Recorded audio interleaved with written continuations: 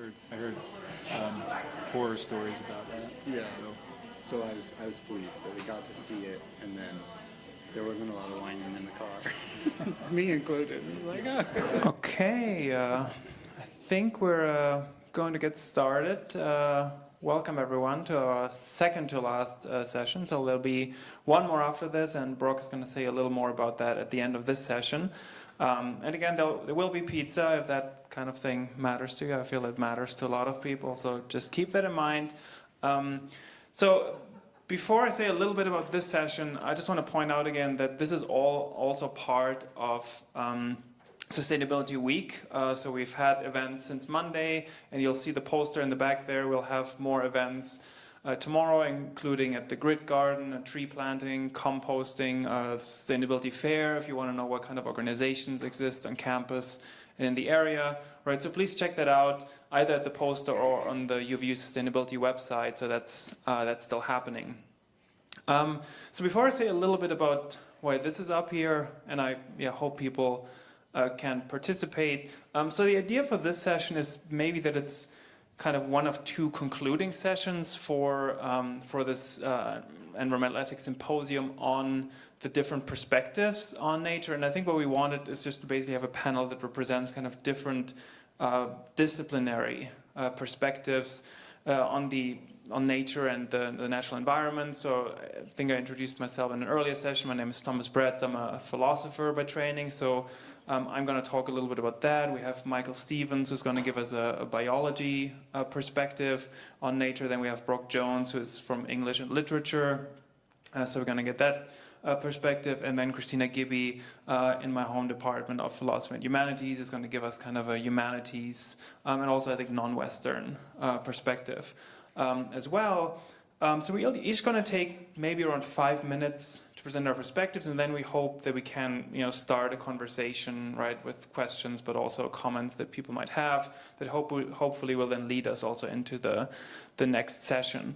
But to start us off, I would really like to kind of do a little poll of the room, and I've never done this before, so I hope it's going to work. There should be a word cloud coming out of it if I can access it. But I mean, the idea is, right, just pick one word that would just best describe your understanding of nature. What do you think of, right, when you think about nature? And yeah, so I'll maybe give people like a couple of minutes, right, so you can text here. I don't know whether everyone can read this. Right, if you text Thomas Bretz, B-R-E-T-Z 697, if you text that to 22333, you can participate, or you can go to pollev.com Thomas Bretz 697, or you can just use the QR code. Has somebody used the QR code? Does that actually work? Awesome. All right. I was assuming that everyone here is more tech savvy than I am, so I'm probably worrying for nothing. So maybe just give people another minute, and then we'll just see what we'll have.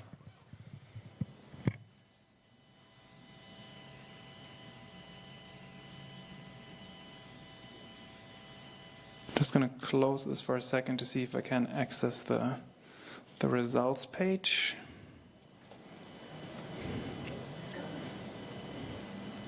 If you still need this, you can.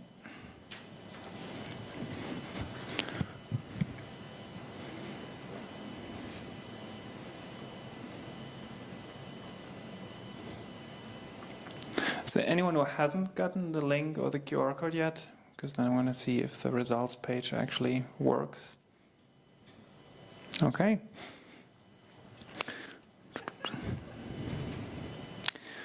All right, fingers crossed, I think. This should be the results page. Or maybe this is the results page. It's not doing anything. All right, I have one more ace up my sleeve. Let me just see whether I can actually just access the result here through my account. Does it say responses at the bottom? Yes, perfect. Thank you. Okay. How many? humanities and social science people does it take? Cool. All right. Looks like we actually have a pretty good spread here. I was assuming that at least one thing would be mentioned twice, but I guess not.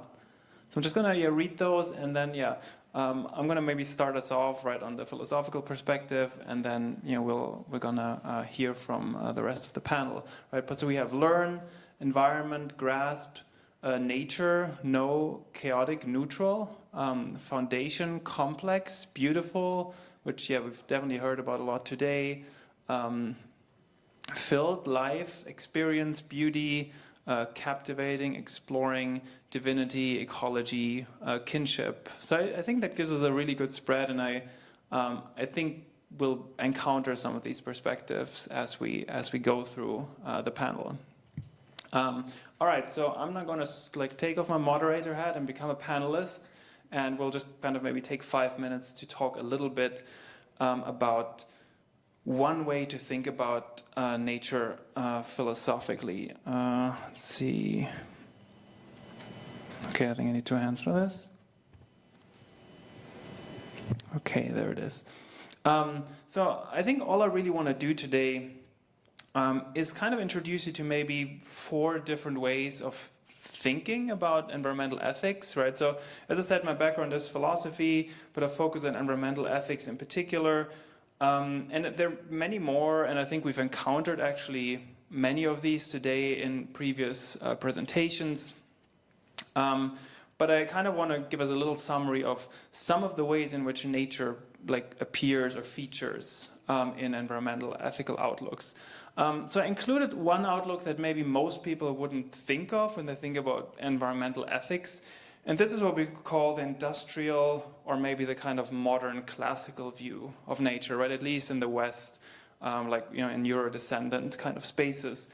And the reason I wanted to include this in environmental ethics is that I think that right in this view of nature, which is really the view of nature as a resource, right, as a thing or an object to be used, that's usually not seen by environmental ethicists as a version of environmental ethics, because it's precisely often what environmental ethics reacts against. But I want to suggest that it actually does often involve and bring to bear ethical concerns right in the debate, right? I mean, if you hear kind of conversations between, say, environmentalists and people who maybe advocate for certain kinds of industrial development, there is often an appeal to responsibility, which is often a responsibility to humans, which is thought to be fulfilled through certain forms of industrial development, right? So this is then one version of seeing nature as just a resource. And I think the ethics here comes in by just saying, well, it's kind of our obligation to kind of develop the land, right? And I think this has been the dominant view in the West, and I think it also has underlied settler colonialism as well, right? This idea of precisely Europeans are allowed to take the land because it is not developed in the way Europeans thought it should be developed. Now, people have had issues with this view forever, but I think in the Anglophone world, those oppositions became particularly vocal in the maybe 50s, 60s, but then also really in the 70s when environmental ethics emerged as a field. And I believe the first course officially titled environmental ethics was actually taught in the 70s in the United States. And it kind of gives us a different idea of nature as something that isn't just an object and not just a resource, but something that I refer to here, which is kind of a technical term, as a moral patient. And that's just a moral patient is just anyone or anything that actually has moral standing or that matters morally, right? And this is kind of the heart of early environmental ethics, and there's so many different accounts, but the idea is that we kind of don't just owe something to each other as humans, but we owe something to nature itself.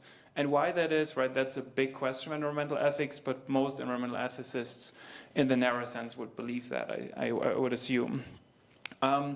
Now, kind of branching out from that and maybe rooted less in academia, but rooted more in kind of grassroots movements. And I think Dr. Andres just actually gave us one version of this, is just concerns about environmental justice, right? And this is really the idea, one way to think about this is, right, for example, with the siting of nuclear waste sites, that oftentimes these kind of hazardous sites or sites that create a lot of pollution tend to be sided with right, like poorer communities, rural communities, communities of color, right, like immigrant communities, basically communities that often are at the periphery of power and of our, right, our democracy.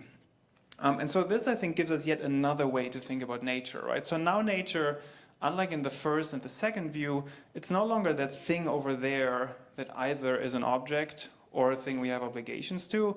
Now I think nature becomes important as a medium that links us and binds us together, right? So if I pollute the air, right, and then you breathe in this air, if I throw something toxic in a stream and then you drink that water, the way we care about nature now is in kind of two ways. One as a medium, right, that kind of links us to each other, and one just as a condition for our lives.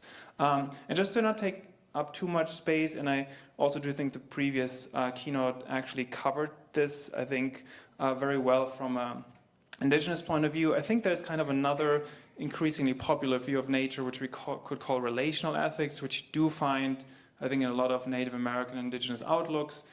And I think you also find it in the land ethics by Aldo Leopold, which was mentioned earlier. And this is the idea of nature as a set of relations, or as a community, or as kin, right? And that nature isn't something out there, and it's not just a medium, and it's not just a condition for our lives, but it's actually something that, similar to a family, right, that makes us who we are, and that makes our lives possible, in a sense. But yes, I'm just going to leave it at that. Yeah, hand the mic over, I think, to Kristina, who's going to go next. Thank you very much.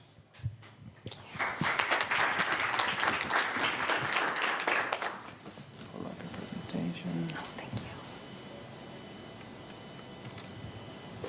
Thank you. Okay, hello, welcome, thank you. I'm Kristina Gibby. I'm an I'm an assistant professor in humanities, and getting ahead of myself. This is my second year in that position. I teach a lot of different humanities courses, but my areas of expertise are Latin American humanities and then also Caribbean literature. And that's what I'm going to be talking to you about today, Caribbean literature, but specifically how these Caribbean authors will write about the landscape. And I'm taking as a starting point a question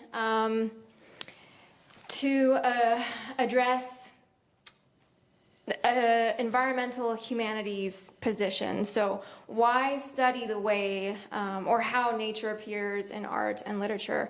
And I want to start with this quote from Lawrence Buell, which I think is just so wonderful. How we image or imagine, how we image a thing, true or false, affects our conduct toward it. So by analyzing literary representations of nature, we can better trace the logic, quote unquote, behind environmental exploitation. This would hopefully lead us to rectify the way that we imagine nature and reevaluate our conduct toward it. So I would like to start with the very first, the earliest recorded imaging of the Caribbean, going back to Columbus's letters. Columbus will establish the way that Europe and others, those conquistadors and the colonizers that will come to the quote-unquote New World, but specifically to the Caribbean.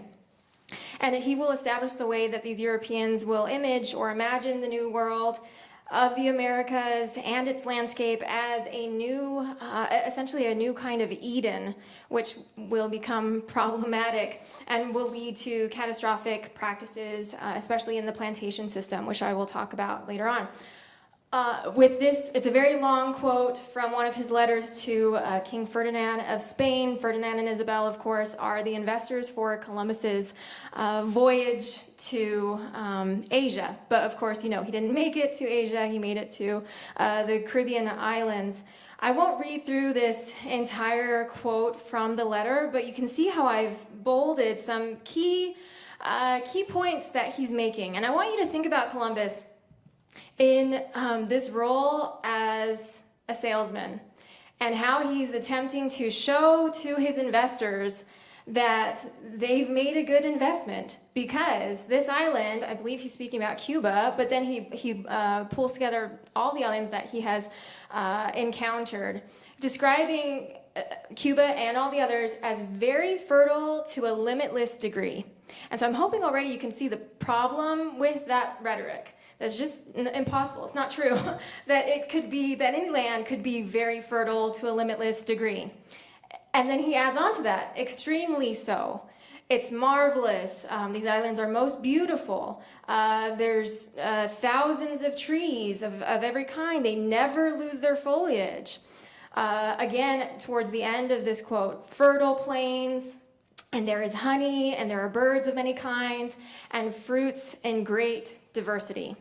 So again, thinking about him as a salesman, and he's doing a very good job in this rhetoric of how he's describing the landscape of the Caribbean. He's attempting to sell this fantasy in a very similar way to contemporary tourist advertisements. When you think of the Caribbean, what do you think of? You probably think of those advertisements for Sandals resorts, right? And this romantic getaway of pristine sandy beaches and beautiful blue waters, right? But this extreme view of the Caribbean that Columbus started, and that to this day is perpetuated through these advertisements, it takes away the complexity of Caribbean experiences and of the disastrous and complex history of the Caribbean, not only the landscape, but for the people. And that's something that I want to stress as well. So coming back to Columbus, he's mistaking diversity for fertility. And this assumption, as I said, that will lead to disastrous ecological consequences in the subsequent centuries. So these early modern Europeans imagining of the Caribbean landscape will have a direct impact on the human conduct toward it, leading to monocrop agriculture in the plantation system, deforestation in order to grow those crops, which will then lead to soil erosion. And so Caribbean authors will often invoke the traumatized landscape of their islands to reflect and comment on the historical trauma of slavery and colonialism. In Caribbean Discourse, Edouard Glissant explains how the slave trade complicates a Caribbean concept of history. History for the descendants of Caribbean slaves is characterized by Glissant as rupture, violence, and dislocation.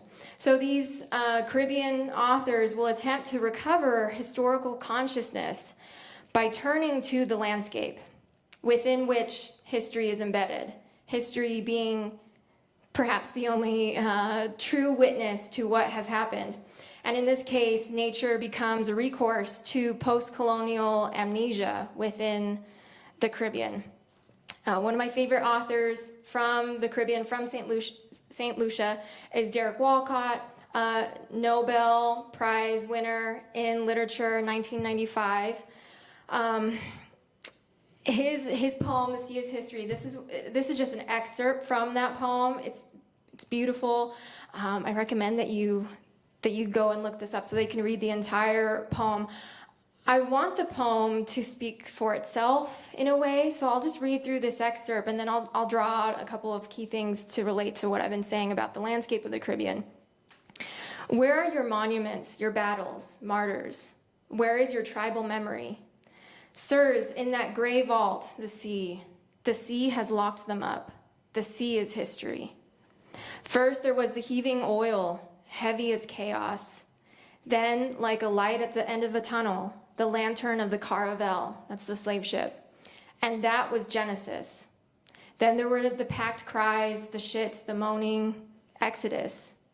Bone soldered by coral to bone. Mosaics mantled by the benediction of the shark's shadow. That was the Ark of the Covenant. So in this poem, it's a great example of Caribbean literature that confronts the problem of history and the impossibility of history, this historical rupture that Glissant talks about, through an ecological lens. When the poem's narrator is asked the location of their monuments and tribal memory, which have been lost, They reply, in that gray vault, the sea. The sea has locked them up. The sea is history.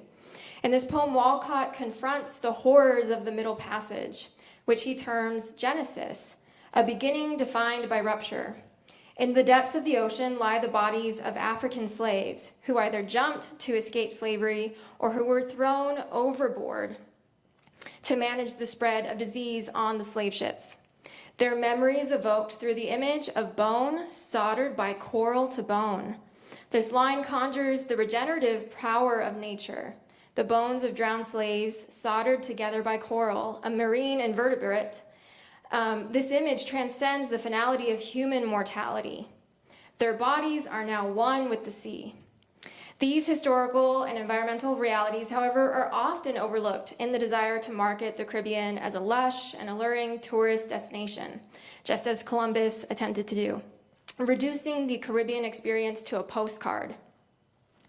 So again, just to conclude, many Caribbean authors evoke nature, its sublime beauty, but also its destructive power to reject such tourist fantasies, asking us to see the Caribbean in a three-dimensional light. These authors highlight the complexity of the Caribbean experience. Thank you.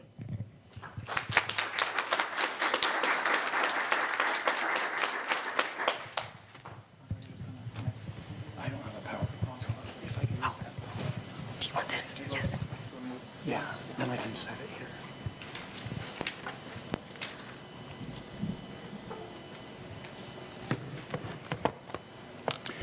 Thanks for the invitation to be here. Again, my name is Michael Stevens. I'm a botanist and a plant ecologist, a professor of biology here at UVU, and I'm going to share perspectives of a biologist.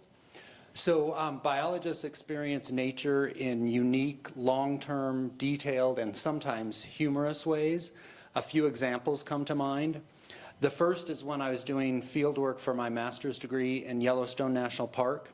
As you may have experienced, Yellowstone is full of visitors creating traffic jams as they drive through a figure-8 of roads looking for wildlife. When one driver pulls over their vehicle, many other drivers follow, hoping that the occupants of the first vehicle have spotted a bison, elk, or even a bear. For my master's degree, I was studying the aspen seedlings that germinated after the 1988 Yellowstone fires in areas previously occupied by lodgepole pine. In Western North America, aspen usually reproduces asexually or clonally instead of sexually via seeds. This is because aspen seeds require both a high light environment and sufficient moisture to germinate. In the arid West, high light environments are typically dry. However, conditions after the 1988 fires were just right for aspen seed germination. The fires produced a lot of high light environments that had previously been shaded by lodgepole pines, and the springs and summers following the fires were much rainier than usual. So along with a field crew that included undergraduates, graduate students, and professors, my job was to locate patches of aspen seedlings to understand their patterns of distribution and genetic makeup, including whether they were clones or genetically unique seedlings as we had hypothesized. First, we used fire intensity maps to classify burned patches of lodgepole pines as minimally burned, moderately burned, or severely burned. Aspen seedlings tended to be found in moderately burned patches, so we would drive to these sites to look for aspen. One day, we spotted a nice patch of moderately burned lodgepoles from our vehicle. We stopped our university minivans and pulled over along the side of a road. We had to walk a half mile across a meadow to get to the burned patch. As we neared the edge of the burned forest, we noticed several other vehicles had pulled over behind our cars, and people were following us across the meadow. When they caught up to us, they asked, "What do you see? Bison? Elk? A bear?" They were very disappointed to hear that we had found a patch of moderately burned lodgepole pines wherein aspen seedlings might be growing. For my PhD, I went to University of Wisconsin and continued studying aspen. A forest geneticist told me about an experimental plot of different aspen families that had been planted in the 1960s in northern Wisconsin. Aspen produce chemicals in their leaves to defend themselves from herbivores such as forest tent caterpillars.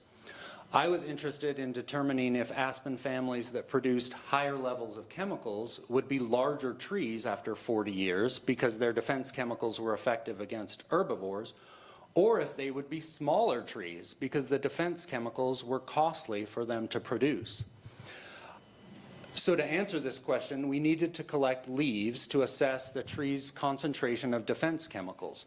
But because the trees were tall and had been planted so close together, all of their leaves were out of reach, even with a pole pruner.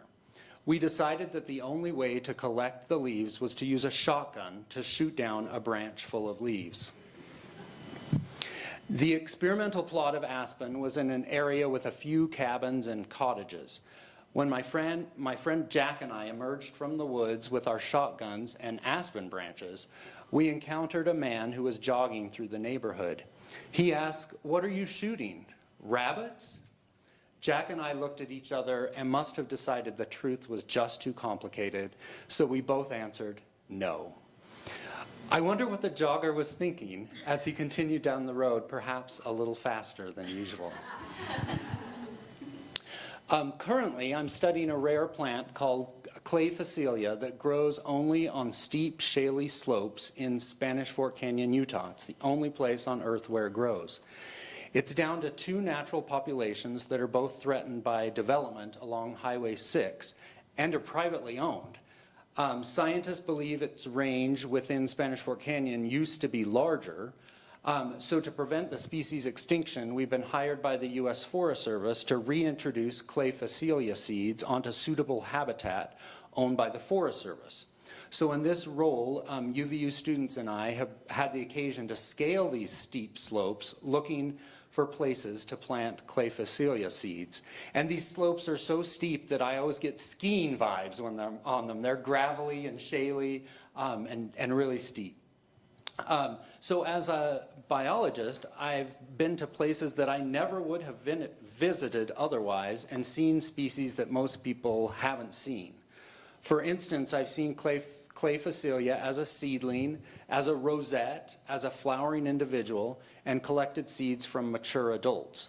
We use these wild collected seeds to produce more seeds in the greenhouse that we reintroduce back into Spanish Fork Canyon to increase clay phacelia's population size and the species' resilience to environmental change.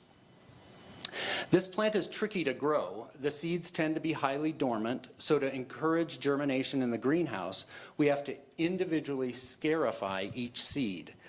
Scarification entails using a razor blade under a dissecting microscope to remove a portion of the seed coat and then gentle abrasion of the seed's endosperm to encourage the embryo to emerge.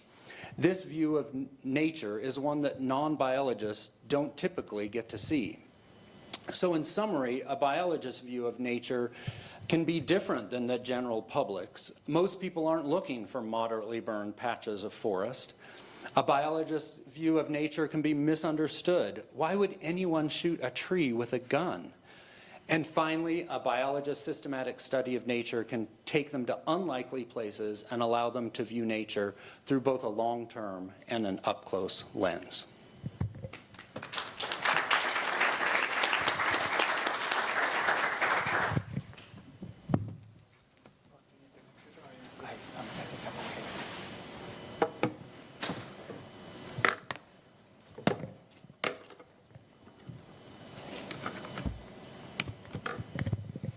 Hi, everyone. My name's Brock Jones. I teach poetry here. I am a professor of, sorry, I got this itch on my face. I'm a professor of English and literature here. I studied poetry, particularly trauma poetry. My background comes through 20-something years in the U.S. Army, and trauma and recovery was what I started off in this field, and I've shifted recently to what I feel is a related field, but I guess that's for someone else to judge, but a related field of ecological recovery. And as a poet, one might ask the question, like, what does a poet do? Let me start off by saying that in English, in the field of the study of literature writing, are a wide diversity, a wide range of approaches to this idea of nature. We've seen today Kristina, her presentation of literature that came out of the Caribbean. We've seen a rhetorical approach, as our wonderful keynote speaker provided us an example of.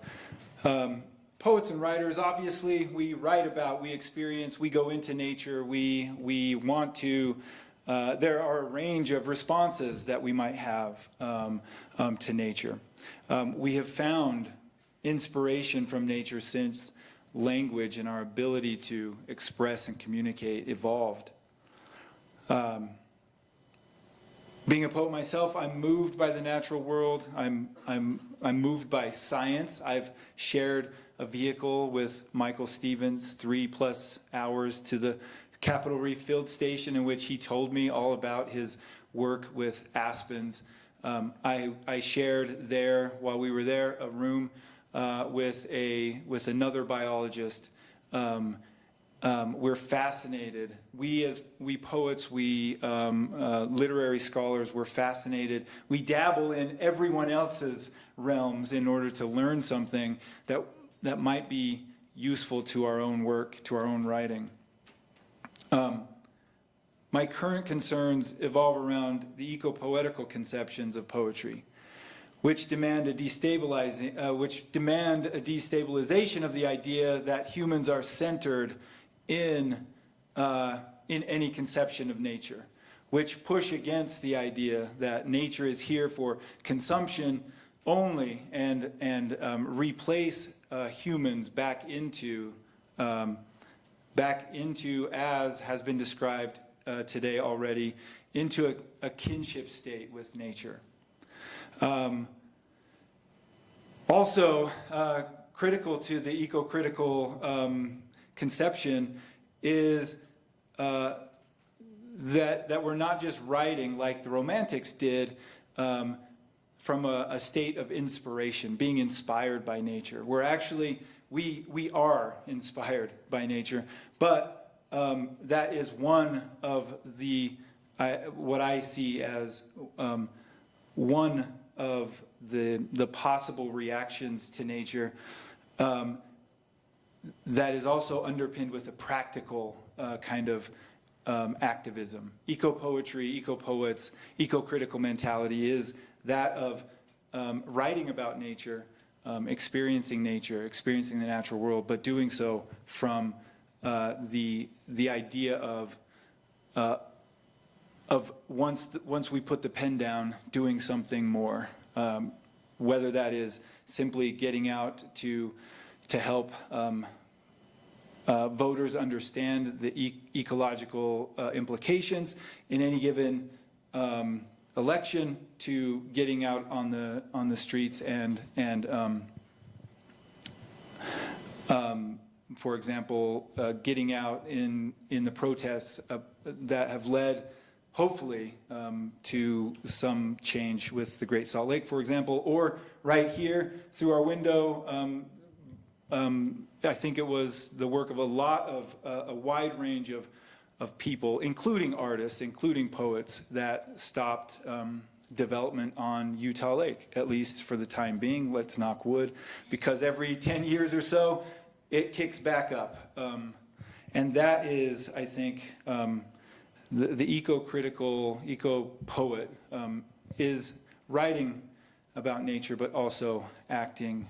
I thought I would show you, just to show two examples of what I think are examples. If I can get this to pull up, one moment.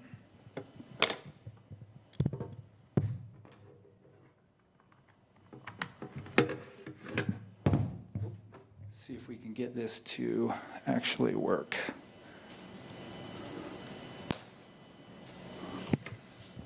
sometimes my little device here. Something for a second. Oh, there it is. There it is. Okay. So I just wanted to provide a distinction between what I mean by the romantic kind of inspired by nature versus the actual the eco-poetic sensibility, which is to be moved and inspired by nature, but toward a different end. This is a very famous poem by William Wordsworth. I wandered lonely as a cloud, and in fact, it won't be William Wordsworth's voice because he's long dead, but somebody will read this to us if I can ensure that it's loud enough. Let's see if this is going to work. Daffodils Let's go here. by William Wordsworth. Can you hear it I okay? wandered lonely as a cloud that floats on high o'er vales and hills, when all at once I saw a crowd, a host of golden daffodils, beside the lake, beneath the trees, fluttering and dancing in the breeze. Okay. Beyond the voice, we are immediately placed in a moment of Wordsworth in the Lake District. He sees something that inspires him. In fact, these daffodils. Continuous as the stars that shine and twinkle on the Milky Way, they stretched in never-ending line along the margin of a bay. 10,000 saw I at a glance, tossing their heads in sprightly dance. The waves beside them danced, but they outdid the sparkling waves in glee. A poet could not be so gay in such a jocund company. I gazed and gazed, but little thought what wealth the show to me had brought. For oft, when on my couch I lie, in vacant or in pensive mood, they flash upon that inward eye, which is the bliss of solitude. And then my heart with pleasure fills, and dances with the daffodils. So we see here the poet has been inspired by daffodils at some point. When on my couch I lie in vacant or in pensive mood, then these flowers flash back upon the memory and refill the poet with joy. There's nothing wrong. There's nothing wrong with this sense, with this approach to nature. In fact, it's through the Romantics that we get Thoreau and all of the we heard about Aldo Leopold today. We get that tradition in America through the Romantics.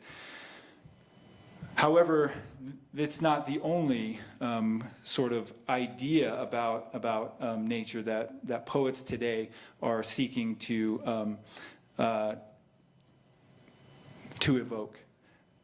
Here is Harriet Mullen. She's one of our contemporary eco-poets. Notice just the difference in approach, in idea, in the positionality to nature in this poem. Very small.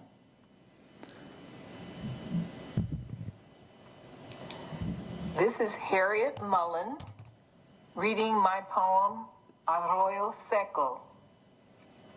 Origami folded toads, lost in parched lands, where mountain snows might wet the thirst of desert flowers. Water now no longer runs or walks, skips or trickles, where once streams and rivers flowed, arteries dried up, vacant as mysterious grooves carved into grainy surface of a distant planet. So here Harriet Mullen is not remembering nature from her couch, is not looking back on a beautiful scene, is thinking about the water that has dried up she lives, I think she still lives in Los Angeles. She is thinking deeply about water and water usage. And while this is not, right, this is not a treatise about water usage, this shows us that for some reason the water has dried up where once streams and rivers flowed, and leaves us with a feeling of what might be done. And that, I feel, is what eco-poets and what I, in poetry that I write about the natural world, is what we seek to do is not simply provide readers with something beautiful to see. That is part of it. But also to think what must we do to preserve or return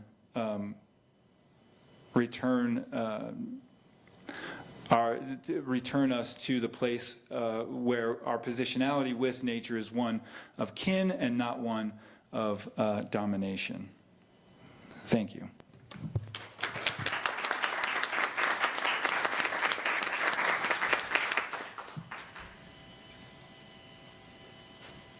Okay, I think we still have a little more than 5 minutes for any questions, comments. Anyone feel moved by the spirit? Yes. I have a question for Michael. So I am. Oh yes, I can totally speak into a microphone.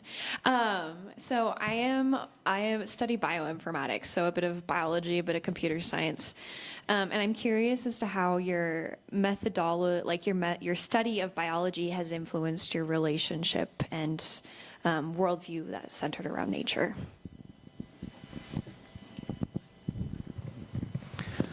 So I think the methodology increases my awareness and interest of kind of interesting places. Like I think oftentimes people take in the whole view, and I think that's an important way of looking at nature, but because scientists tend to like zero in on something odd or, unique, I think the world is such an interesting place because you can find something valuable and interesting in like a nook and cranny that other people might say, oh, that's not very attractive. Like, for instance, clay phacelia grows amongst a bunch of pinyon and juniper, and there's a bunch of gravel everywhere. I think someone just driving by might say, we might as well have an energy corridor along this highway.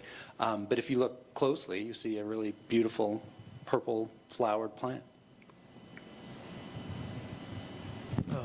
Okay, so I'm an architecture student, and I see things every day that like really alarm me, and I read all these things like 87% of our time is spent in buildings, 6% is spent in cars, and 7% of our time is spent outside.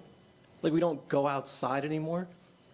And I heard that like in the year 2020, anthropomass, so like human-made mass, surpassed biomass.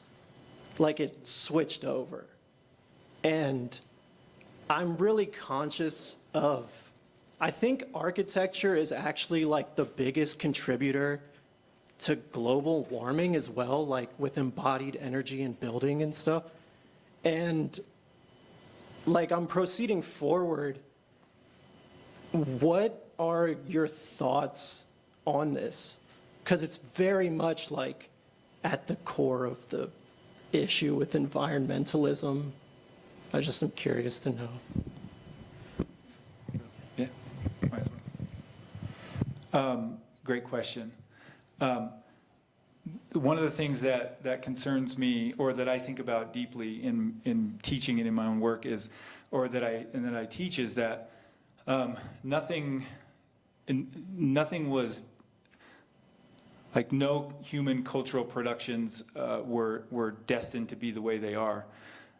They've come through a series of, very complicated, and I'm not trying to simplify, but they've come through a web of decisions and choices and that have happened over the course of a lot of time. So I think of that because that gives me hope. How things are is not how that they were designed to be, or that they were, what's the word? that they were destined to be, right? And so, first of all, yes, so there's so much like fear and scary things out there. A lot of people are writing books. One that comes to mind, Daryl, I think his name, Sherman, he wrote a book called Warmth, which is basically just his lamenting, living in essentially, you know, the end times of the climate disaster. And so first of all, like, I'm not trying to be a silver lining guy, but it gives me a little bit of hope to think that because things are not, you know, that we've contributed to their evolution, we can also contribute to their de-evolution or their change. The second thing is I teach poetry and we do work of the imagination, and I tell students that writing poems poets probably not going to change the world on its own, right? But the mentality that it takes to think, or the mentality, the imagination that it takes to write a poem or to do a piece of art or to engage the world in that way might just alter the way that somebody approaches architecture, for example, that approaches the things that they're interested in.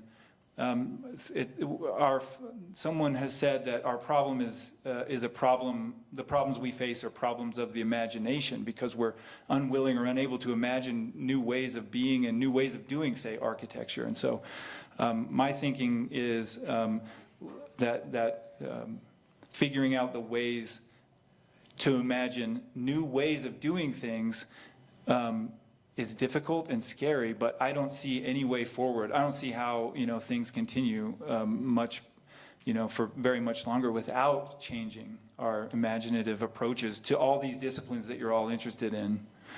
Sorry, that was long-winded, but if anybody wants to say something else. Great. I would just say it sounds like you're the right person to go into architecture, someone who's considering these concerns, because there are definitely better ways to do things. And then the other thing that I would highlight is that without us, buildings don't grow back and plants do. So I think there's some hope for us, even if the world becomes covered with buildings. And then I hope you figure out a better way to make sustainable buildings and like concrete that isn't so harsh on the planet's climate, for instance. Kristina, do you have? Yes, I do. I'm trying to think about how to formulate it. I'm going back to an earlier session about aesthetics and the local landscape, and thinking about how, and many of you brought up how when you think of nature, you think of beauty. And I think as an architect, that's also your duty to create something that's beautiful as well as sustainable. And I think of Antoni Gaudí, I think of Frank Lloyd Wright, I think of Frank Gehry, of these architects that looked to nature as an inspiration to create these beautiful spaces, because we are living and working and being in those spaces. But I think with those buildings, that they can then direct us back to the source of that beauty, right? They can make us think about the way that we see these buildings and then the way that we see nature, and then guide us back to nature, right? Instead of being in this urban jungle that's all 90-degree angles and straight lines, right? As Antoni Gaudí says, straight lines are the lines of man, and curved line is the line of God. So. Yeah, I would just echo, I think, what everyone has said, and maybe also get back, maybe Kristina, especially to your quote, right, this idea of what we imagine, how that influences our action. Then I think I would also echo what, right, like Michael said, that I do think it's great to be in a field like architecture, because I think you can change things. And at least speaking for myself, I think I long didn't fully take seriously how important architecture and infrastructure is in terms of actually how we even come to think about the world, for example, philosophically or, you know, like literary or in other ways, where, right, I do think that there's so much that could be done differently in terms of actually people being able to imagine things differently. Just a few things that come to mind for me, right? It's just like how often I see, especially in the US and especially in Utah, that a life that isn't centered on the car is unimaginable for people, and it is unimaginable here right now with this infrastructure, right? It's just very, very difficult to get anywhere without a car, but it is possible, or the ways in which we've, I think in a lot of architectural spaces, gotten rid of public spaces and all withdrawn in our respective apartments. And I've been in a lot of, in some countries where I wondered, how do people live in these small apartments? And they live in them by mostly being outside of them in a kind of public space, right, where they just hang out. And in those public spaces, right, nature could be a part of that public, right, where it's not that we don't imagine that nature is this thing out there, but it could be here. And that might mean, like things that might seem kind of far-fetched, like corridors for certain wild animals that actually are integrated into the city, right, so that you actually see and feel nature, and it's not just this thing that we just kind of dump our waste into and we never see it and we never hear it. So I think architecture could do a lot to enhance our imagination and our ideas. I think sadly we are out of time, but I do want to, if you want, maybe let's thank the panel. Yes, thank you.